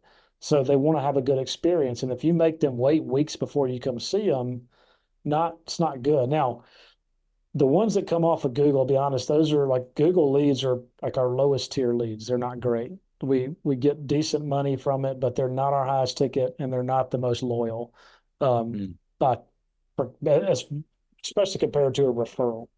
But once somebody's in the system and they've trusted you and bought you already, they don't mind waiting just a hair longer than somebody who's brand new. The ones that get you, like we don't want them to, but they can. It's the newer ones that are coming in that really like they'll just disappear from you. But even though they're lower tier when they're brand new, in a revenue standpoint, they can still very easily become the ones over here, which is what we want. And so this experience has got to crush to get them inside the house. Yeah. And then once we're here, now we got to keep crushing it to keep them, but we've really got to get this right. Otherwise, we're not going to get the 5-star review. We're not going to get the referral that we're going to ask for. We're not going to get any of that stuff. They're not going to listen to what we say when we get there because they're upset. So like that stuff really matters. And so then all of that, working back to, why do we start down AI? How do we get to the stuff we're doing? We were trying to fix some back office log jam, some busy work. How do we take care of some of that? Then it was how do we make the customer experience better? Well, we got to be able to talk to them faster, let them know that we got them quicker than 3 or 4 days. Even if we talk to them on the phone, they need answers faster. So how do we do that? Well, then AI is doing that. And then we went, well, I'll pause. Yeah, sorry.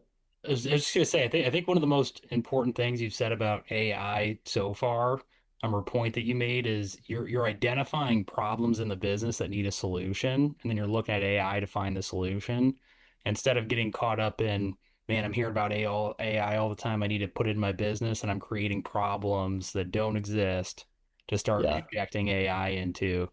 So it sounds like you're doing a great job with that, starting with the problem and then looking at what's the best tool to solve this or improve this process.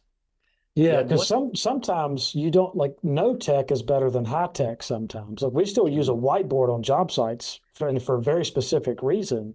And you creating the problem, like it is always fun to get the new thing. And if you go look at YouTube, and I fell victim of this last year, we had a false start with AI a year ago because I got overwhelmed and I was like, man, I'll never learn this. Why would I even try if it's going to keep changing? And these guys are building all these bots and they're coding. I can never be a coder. Like, what am I even doing? And I got frustrated. I didn't handle it, versus just waiting and going, okay, what is our problem? And so EOS, Jason, is what helped with all that by running EOS and having our weekly ops meetings and going, well, this is the problem we're trying to solve. Well, if you don't have any, if your money's tight, let's be honest, we're 3 years old, man, money's tight. Like everything's going back into making the thing grow. And so hiring another person that doesn't produce revenue hurts. Like that's a tough one. I need to get techs on the road. So what is my cheaper option that's even better for the customer? And Yeah. for some of that's been AI. And that's where the win-win, it's cheaper and it's better for the customer. So one takeaway, huge takeaway that I want to emphasize for anyone listening, JR was going on, or he was talking about like speed to lead and creating a better experience. So let's say without this hatch system, without this like great customer experience, every month you're creating five new repeat clients. So it's 14x value. They're going to be calling, referring great clients. So say without the speed to lead and, this emphasis on customer experience before they pay is not in place and you get five repeat clients a month. If you invest in these kind of systems and giving someone a great experience, say you can turn that five a month into 10 or 15 per month repeat clients every single month, that it compounds. You got that compounding effect. So when you look at year one, year two, year three, if you've generated 3x more repeat clients because of these systems that you can implement to answer the phone, to get back to people, to follow up with them on estimates, get that first experience for the best quality client that they're so happy they accepted the estimate and they're going to call you back in a few months and refer you. Yeah, I hope that our listeners can understand the investment and the long-term huge investment value that is born from systems that come into play that turn out more repeat clients, more referral work. While Google is certainly the best quality of leads online, compared to referral, compared to a repeat client, maybe they found you on Google, maybe not. It's just so incredibly valuable. So I want to encourage our listeners one step at a time. But if you focus on that customer experience and building more repeat clients, not letting those fall through the cracks when things are busy, you are going to be doing your business 1, 2, 3, 5 years, 10 years from now so much favor by taking into account these things that can be done systematically to provide a great experience. Yeah, because we know, I mean, you as a marketing company, if somebody wants to make it rain leads, you can help them make it rain leads. But if your system is terrible when they Mhm. get in, to you wasted all that effort, they wasted all that money, and then they may say it doesn't work when in fact it did work, but they just didn't close any of them because they were upset by the time they got to them because the systems weren't any good. Yeah, yeah, And and the good and news is, technology is huge. Yeah. yeah, yeah, it's what, March 2026. I know voice AI right now. Some people are still, it's almost mostly there. So I would imagine certainly by the end of this year, 2027, there are tangible solutions for any owner operator, even if you're not tech savvy, in the same way that someone would hire someone to do website and SEO. Doing this kind of like speed to lead, these systems, it will be easier even for the non-techies. So a lot of hope Mhm. there, no matter what size your business is. Yeah. But I'll tell you, so that kind of goes into some of that can become pretty elaborate, like the hatch build out, and those things took Whitney 3 months to get that deployed. Like that's Mhm. a ton of work.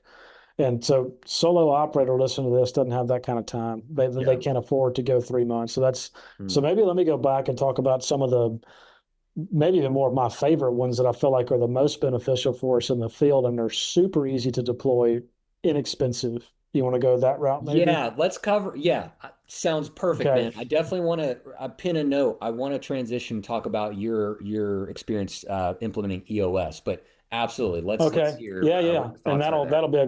that'll be a great ending to this next piece. Yeah. So lower level tech that's still very high tech in my opinion, but it's easy to deploy and you don't need to camp out for months to do it. So one is something called Plaud, Plaud, not to be confused with Claude, who is what I mentioned is who I kind of like a chat GPT.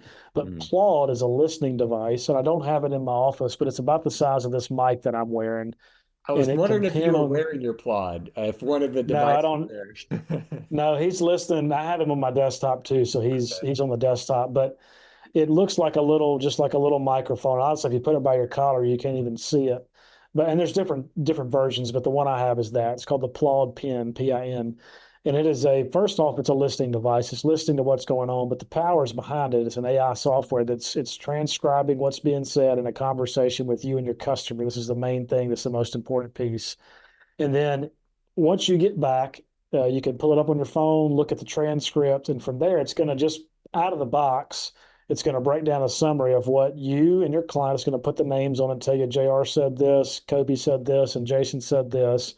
It's going to go through what was talked about. It's going to pull out measurements. It's going to pull out any kind of notes that you said, do room by room. It's very smart. And then it gives action items. Say, this is what you have to do next. This is what Kobe's got to do next. And then you can go a step further and you can go in there, just like with chat, people have built templates that said, okay, I'm in construction. I do project management. When I look at my recap, I want to see the amount of board feet. I want to see the amount of square feet on the walls. I want to see the total number of, stone countertops going in. I want to see all this stuff. There's different breakdowns of templates you can put your transcript into, and it gives it to you in that format. And so what you just did was talk about customer experience. You just took away this right here. You have no more pen and paper of you going, hang on just a second. Okay, go ahead. Hang on just a second. Mm. No, you're locked eyes with this customer the whole time going, got it. Yep, keep going. Yeah, so you want something with a view. Okay, cool. You don't want to miss the sunset over the 18th green out of your back porch. Got it. So this tree is kind of in the way. Got it. Like you're just taking it all in, right? You don't have to stop.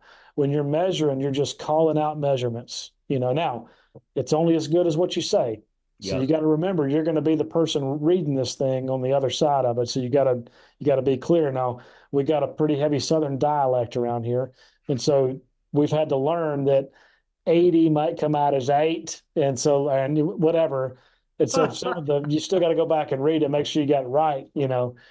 But so that's step one is if you only did that today, that's like $200, Mm. I think, for that. It's nothing. Go get it. And I that think makes all your our listeners can imagine like that estimate process and like imagine not having to take these notes and those little tiny details like, oh, I'm not going to forget we're going to get that tree trimmed up so you can see the 18th green when the sun sets. Like that is yeah, that next level experience. yeah. Do you tell, or do the text tell the client like, hey, I got this thing on that's Oh yeah, I listening? guess we should disclaimer that too. We're a one-party state in Mississippi, so only one person's got to consent to being recorded. I've consented, therefore it's fine. So I don't know. Check your state laws if you can even do this or not, how that is. But yeah, I tell them anyway because when I do a scope eval, like a bigger one, and all of our guys are the same way, we're going to talk to the client first, then we're going to go back and do our own walkthrough. We tell them, hey, you're going to hear me talk to myself. You may hear me repeat some things to you, but I've got a device on that's making sure I don't miss anything because I don't want to come back and waste your day again. So if you hear me talking, I'm not crazy. It's my pen listening in. And so nobody's ever told us no. They actually love that. Because the Mhm. other piece is there's a cover your booty component to this, right? Where if well, wait a minute, Brian said that y'all were going to do this. I'm like, well, no, he didn't. I'm looking at the transcript, and this is exactly what was said. Or like on the big remodel scopes, because that's about all that I even go to these days. I don't go to a ton of evals anymore, but I may go do a remodel walkthrough and there's a lot of detail being covered. And so I can take that whole transcript and just drop it in the notes of Jobber. And if somebody's trying to figure out on site what was the expectation for this vanity, or whatever we were doing, they can go back and read the transcript too. So That that's was that was where my mind went. As soon as you started talking about this, all I can think of all the times where I'd have a client that'd be like, "Well, I thought you guys were gonna do this. We talked about this." I'm like, I don't remember us talking about it. It's not in the quote or the contract, and that would yeah. be some good. I don't want to say ammunition, but just like you said, covering your butt there. Yeah, even if you decide to do the work anyway, you can go, hey, look, it's not in here, but I hear you. Like maybe I said something incorrectly. I get it. Things happen, you can Mm. at least let them know it doesn't say it here. Yeah, yeah, Um, that's a good way to handle client stuff kind of in general. I think is like, hey, it wasn't included. We didn't bill you for it. We're gonna do it for you anyways. As a favor. But yeah, it wasn't in there. Help build some of that goodwill. yeah. And so the second piece of this, though, and this goes back to what you said a second ago, Jason, we're identifying problems and then putting something on the problem. And so we're big on how fast we get the quotes out. And so the handyman quotes for the most part should be done on site. We shouldn't leave the driveway without sending that quote unless we're needing to get a price on Love special that. material or Mhm. or something.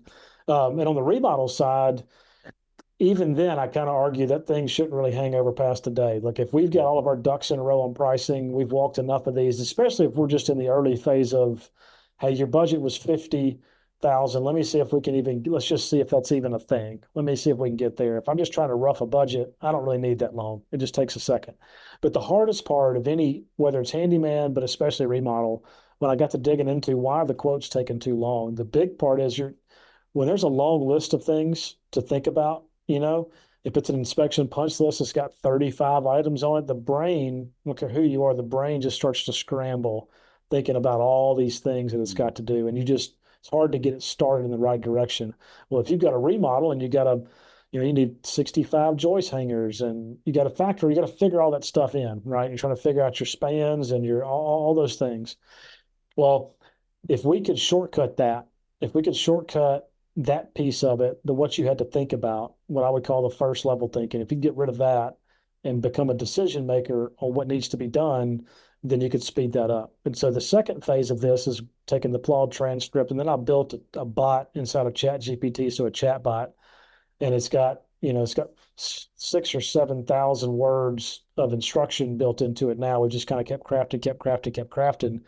But its job is to take that transcript, I immediately take it and drop it into chat, into the bot, and he starts going through there and building out a remodel scope based on how we've told him we Mhm. want to see it. So it goes from client summary to all the components that we need, goes to a materials list, and then if it can be bought at a local big box store, it starts pulling part numbers next to it and putting those there for us to make a whole list we can order from. Um, it goes into and gives a how to do the job from a trade standpoint. So demo, plumbing, electrical, the rough ends, the framing, the finish work. It goes step by step. And then it goes to things to look out for. So if it picks up, and we put pictures in there too sometimes, but it may say, hey, parking was tight. Be careful of the crepe myrtle on the right hand side of the driveway. It says things like that. And then the coolest part is it says things you didn't talk about but may want to consider. And so it's like, hey, you were working on the so and so wall. If you touch the door facing, you may end up damaging the one around the corner. So whatever, possible upsells, right, Mhm. is another way to say that. And then it's a whole list of the stuff that you don't know yet that you have to know before you can do the job. Things like Mhm. how many lights specifically are going in, what's the paint color, all the stuff you don't know. And so it takes away all that stuff that you're having to think about as the contractor. Right Mhm. now, you don't make that the scope, but now you get to be the decision maker. You get to be the licensed guy that goes, yep, that's right, that's wrong, that's right, that's wrong. Yep, just review it. So, to make this so I'm understanding this correctly. Do you have like a project set up within ChatGPT that has this context and instructions and things that then in these new chats are you uploading like a specific plot transcript with like the estimate information and it's helping create that scope of work, that estimate? Is that how it's technically set up? Yeah, it's set up like no, it's actually I can send you the link. Anybody can use it. It's a public bot. It's a chat. Okay, like a It's called a GPT. GP. It's a GPT. Yep. Okay. And so when you log into it and load it, it's specific to you. So I can't see Yeah. anything you put in. You can't see what I put in. It just goes to the left. But you can go back and start talking to it. Like once you submit your first question, it's now inside of your chat GPT and you're Yeah. rolling with it. Yeah, you're talking Yeah. to it. Um, Yeah. and ours is built around Mississippi. So the second piece of that is I built a code bot, same thing. Because sometimes when you're on sites, you can't get your brain to work fast enough to think about what was that code on double wall pipe that came out of a vent stack. I can't remember what was that? What was that number? And sometimes you don't even know what to Google. And so we built another GPT for code that is specific to us. And we fed it all the code and we fed it the links and we fed it county specific code, et cetera, et cetera. And then as we loaded that in, now our guys in the field can even just take a picture and go, oh, well, this P trap doesn't look right. And they'll take a picture of a P trap, load it into chat, and chat starts pulling plumbing code back. I mean, Kobe, you were a contractor. So you think about this. If you have that tool where it's listening to your conversation, and then all you got to do is drop that in chat, like how many estimates can you do a day now? Oh, As many way as you can more. drive to? Yeah, I mean, Yeah. way more. And you mentioned the code stuff. What I ended up doing is I created a custom GPT, but I went and paid the 120 bucks, whatever it was, for my state, Michigan, the code book, for the Yep. PDF version. Uploaded that into ChatGPT into a custom GPT. Then I gave all of my field guys access to this custom GPT. So instead of them calling me, 40 times a day asking me how many nails going to 2x4 and we're framing this home edition, right? They can ask ChatGPT and get it figured out. And another important thing that I think it's important for people to realize who maybe don't have hardly any experience with AI is like you're not going to jump into ChatGPT into a regular chat and say, "Hey, make me write an estimate for a 4 foot by 8 foot kitchen," and it's going to spit out an estimate you can send to a client. Like there's work that goes into it. It's a tool that's going to take some weight off your shoulders, help you get organized, and kind of Yeah. clean things up for you. But it's not something that's just going to automate your entire life, right out of the box. Uh-uh. And even like on that code bot, the thing is, like even your guys in the field, they probably know the answer. They just need to be reminded. And that's like if you track the amount of phone calls that come to you or to back to the office, 9 times out of 10 with ours, they are just looking for clarification. They just need to bounce the idea off of somebody. And so if you can build a tool that can be approved, that we can trust, and you got to teach them how to use it though. It's like, hey, this thing isn't gospel. Like it can make a mistake. And so you need to know enough to know when to recognize a mistake. And so we've got some rules built around how do we use this. Um, but it's most of the time, like the nails in the 2x4, they go, oh yeah, it was 4. That's right. Like they knew it. They just needed to be reminded. That's it. Yeah. Um, Yeah. and it's a little smarter than Google. So like we should just go to the smart tool, especially if you fed it. And now the third phase of this that'll kick off next quarter, it's been reading all of our estimates for the last 3 or 4 months, learning it, checking out our pricing. I've been feeding it pricing data. But so the next step is it will create, and this is just for remodel, not for handyman, but for remodel, it'll create a rough draft quote. So it goes from Claude to the GPT that builds the scope. The GPT then runs over to Jobber or JobTrail, whichever one we were using at the time, and it starts to building out the quote. And we're never going to let it send without us looking at it. That'd be crazy right now. There may be a day when that happens. I don't know, but the builder still got to go in there and look at everything Mhm. and make sure you're making the right decision, right?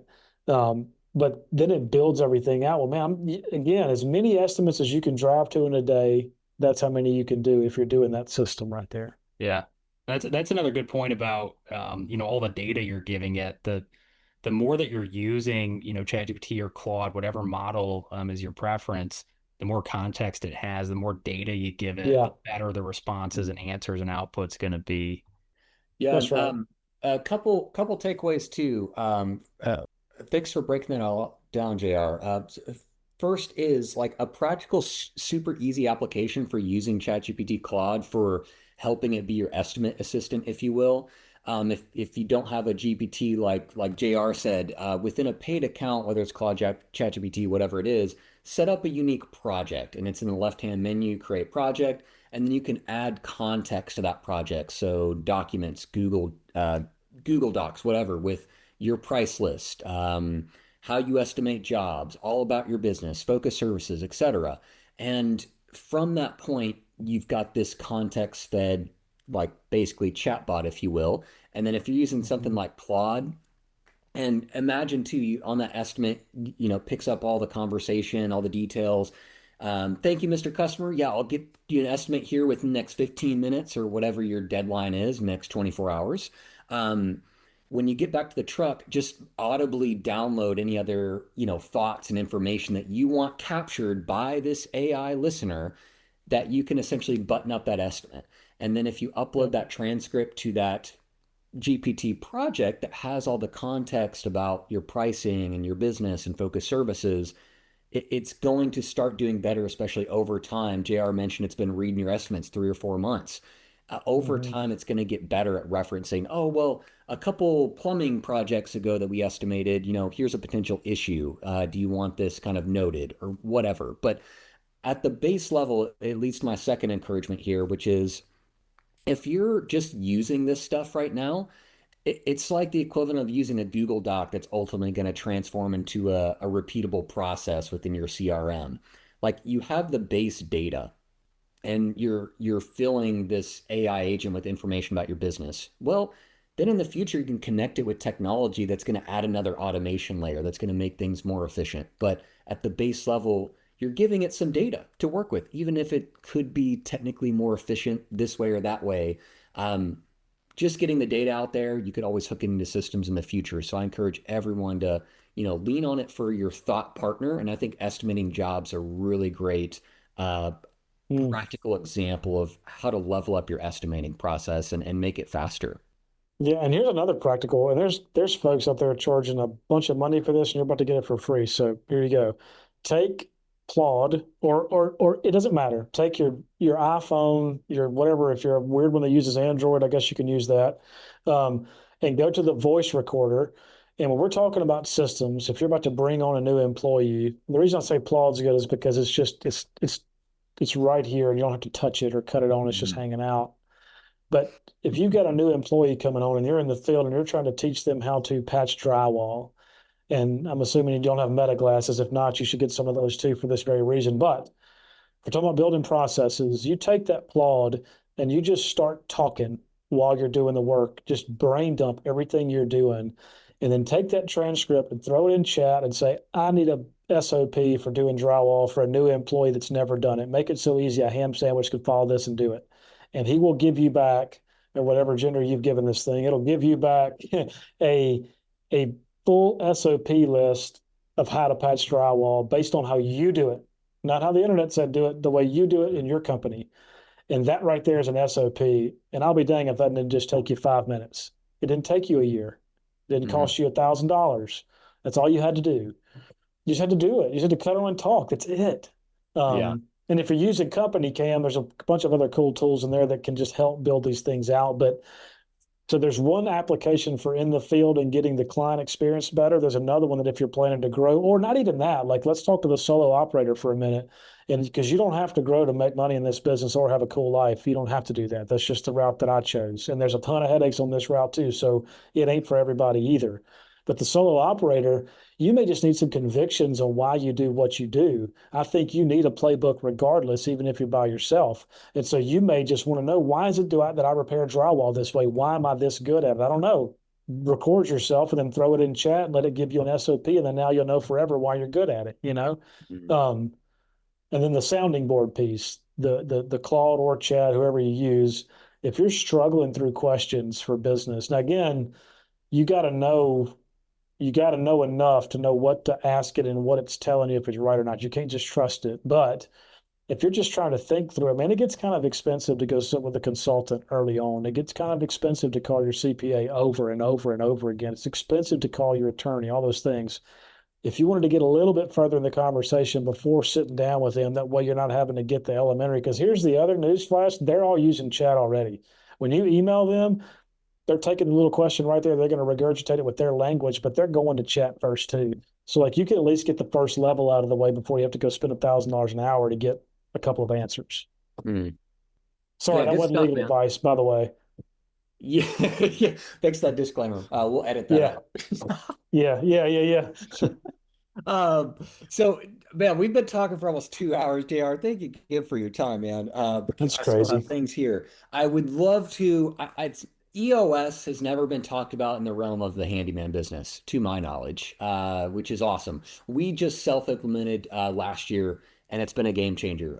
So I'd love to hear your experience about EOS in your handyman business. And let me first explain to our audience, EOS stands for Entrepreneurial Operating System. It is very much an operating system that essentially bundles up your business and forces you to be organized and um, what's the word, committed to what you're setting out to do this month, this quarter. So it keeps it very focused and essentially puts guardrails around our OCD, ADHD business owner minds. It forces things to be a little bit more organized in a very sensible like way.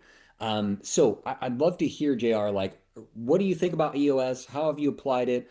When would you recommend it for a handyman business? I would love to hear your thoughts about your implementation of EOS. Yeah. So EOS is another one of those tools that I've known about it for a long time, and we ran it in another business previously, but it's one of those that I I wanted to use it way before I was ready. Like I could not Mhm. wait to be able to use EOS. But and I'm gonna kind of give two sides of this opinion. You kind of need to be a certain size for it to really work the right way as it's presented, but the principles of it can be scaled back and used even as a solo owner operator. Um, so the main thing, especially in growth phase, I mean, when you're trying to grow and get things right, just the stuff we've rattled off today, there's millions of things you could work on. There's so many things. And if you're just like, well, I just want to work on leads, that's great. There's another 25 things inside of the leads bucket that you could work on to try to make it better. So you're trying to drill down to that one thing. So as an owner, there's just planes everywhere, right? The planes are just trying to land. And so this is just giving you a system to get them to the runway Mm, or to send them to the ocean and never come back again because some of them don't ever need to get anywhere near the runway ever. yeah. Um, so what we did, we found it only worked once we had a true leadership team. So me, the admin slash ops, and then general manager. Um, and really GM has really been more service manager up until I would argue that we still share some of the GM task a little bit on like cash flow decisions and things like that. So it really only worked until we had those three.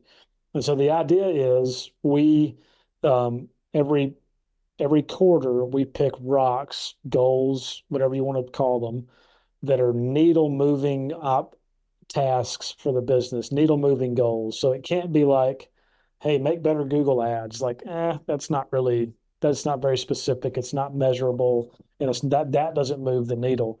So whatever it is, the big problem or big idea we're trying to solve, we start looking at what helps us get there. And then we identify the biggest one that gets that thing going in the right direction. And Example that you talked about was speed to lead. How are we answering the phone yeah, 24/7 and getting contact with these people? That's a great rock, a quarterly project of yes. how can we master speed to lead?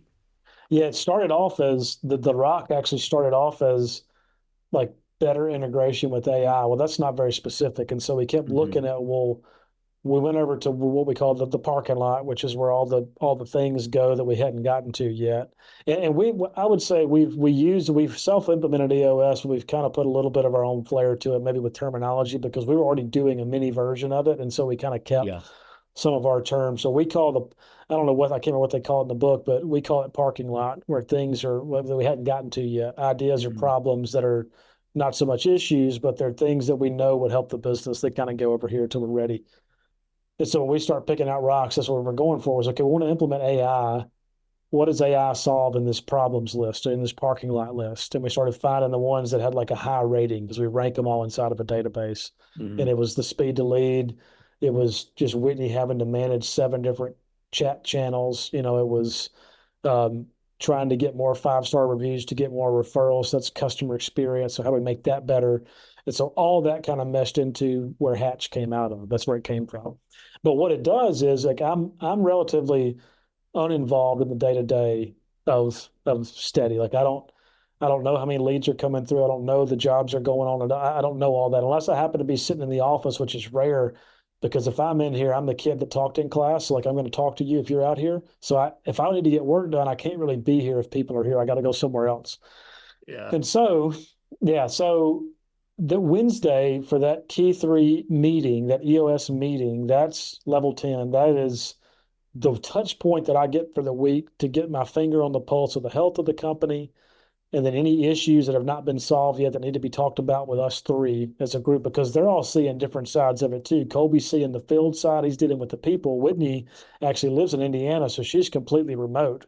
And so she's dealing with customers coming in, customer interaction. She pretty much runs her entire day by data, stuff that she sees on spreadsheets, on the credit cards, all the things. And so I kind of, in my head, I'm like, well, she's data. Colby's got more of the feels of the discussion, and I've got more of the practicality strategy piece of the decision.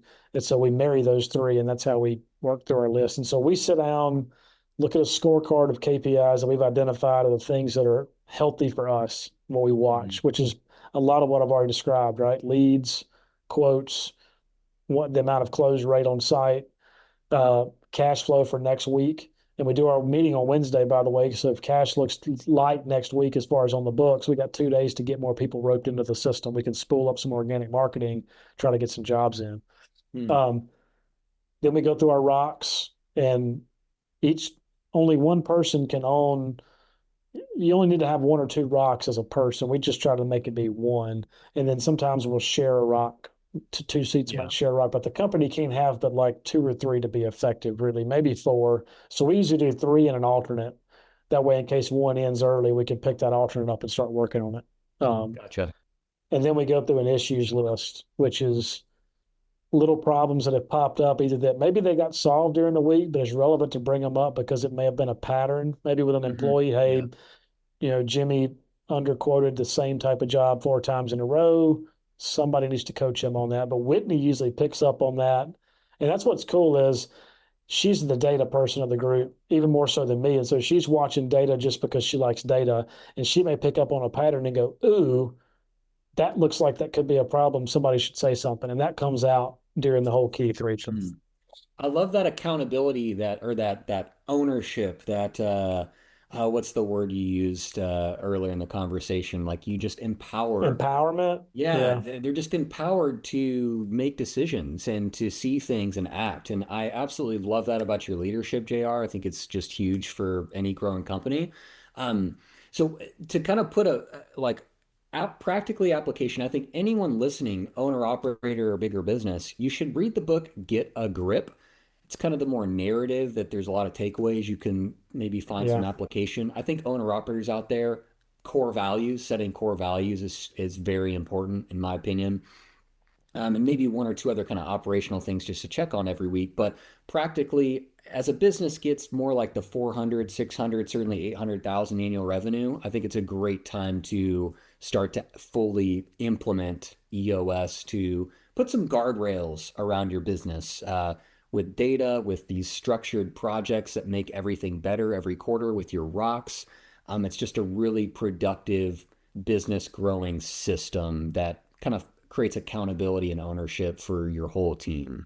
Yeah, and don't get and I think I mentioned in the very beginning of the EOS discussion, there's a way to do it if you're solo and you're at 250. The Yeah. principle of it being you can't work on everything at one time. Like if you're the only person doing everything, you have to go do work, you have to go do estimates, you have to invoice to get paid, you got to make deposits, you got to pay bills, like all that stuff's non-negotiable. And all the things you would like to do, like get better marketing, make more content, all these things, they're all great. They're all good for your business. You got to pick one. And so I think what this would allow you to do if you read that book, even if you're not ready for it the whole way, it's you can start creating some kind of system that's like, okay, I've got these five things I'd like to do this year. This is the only one I've got. This is the one right now. And so I would piggyback that book and say, go read the One Thing by Gary Keller, where it's the one thing you can do right now that makes everything else kind of non-existent Hmm. or takes care of everything. And so that may be a great piggyback for the solo guy to go, okay, cool, I got this whole list. What's the one thing? If you're having a hard time figuring that out, read that book. But then you got to have somewhere to put all this stuff. Like, the notes section of your phone kind of gets a little hairy and you can't find it, right? So how do you track it all? It's not sticky notes. You can't put those on your dash. You look like the other guy that pulled up, and you can't find anything. So we use Notion for that, but you could use Todoist or any of those. There's all kinds of Asana, whatever, depending on how much you want to get into the tech. But we use Notion. We've got databases built out for that help us because these ideas, again, some are good, some are terrible, but Hmm. you can get them out of your brain and put them in a parking lot. And then once a quarter, you can go get coffee. If you can't give up a day to think about your business once a quarter, you're never going to get there. You got to give up some time somewhere to go through this parking lot and figure out what the next thing is you're supposed to be working on. Yeah. Awesome. Well, man, we've been on for over 2 hours. JR, thank you so much for joining us, man. We could probably talk for at least another, 20 hours, I'm sure if we had the time. Thank you so much you're so generous, man, No. and hanging out with us. Yeah, appreciate y'all having me. Thank you for joining us for another episode of the Home Hero Podcast, brought to you by Handyman Marketing Pros.